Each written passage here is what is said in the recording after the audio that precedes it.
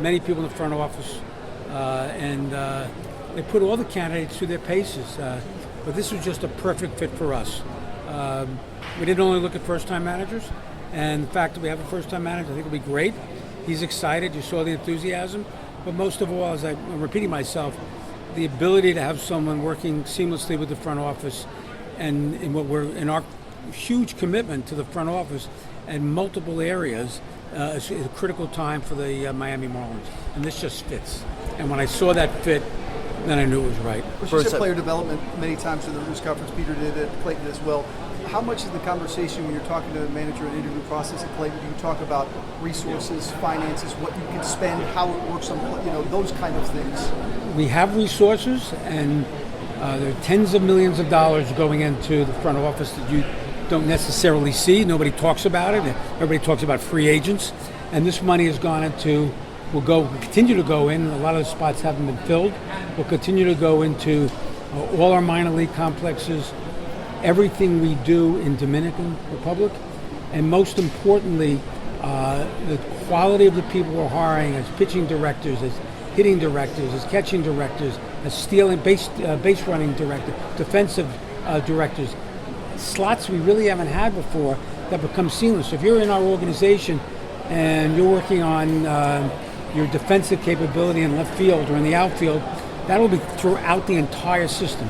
That's what some of the 2 or 3 really good franchises that I respect have done, not just one, several, and that's what we're going to empower the Marlins. And they've been empowered to do that. So when the requests have been made for technology, the money's been there. When the requests have been, these are substantial dollars, and when the requests have been made for improvements for the player development area, they're all happening.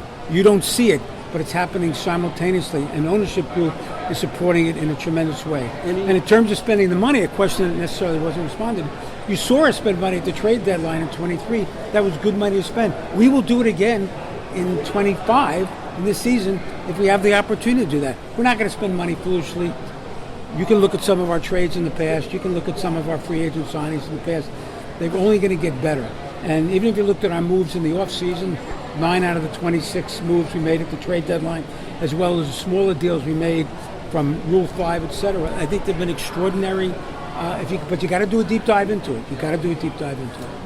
Bruce, why can't, with all the NL East teams, most of them spending over $200 million, why can't this franchise afford, say, $150 million payrolls? Because you don't have the money, you and the other 17 owners, or you just don't want to spend it? It's a question we get a lot from fans. I am sure you do. All the fans focus on free agency. I understand it. Payrolls are a function of years of control of players, the system, who's in your system. As you know, we signed Sandy to an extension. We're not doing anything. I have never given Peter, ever, saying, if we're spending X dollars in the front office, that comes out of player payroll. That's not how it works.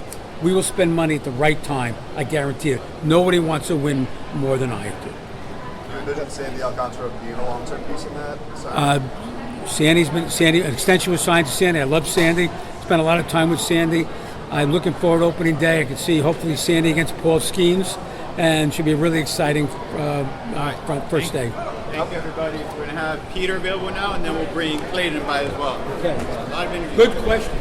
Thank you.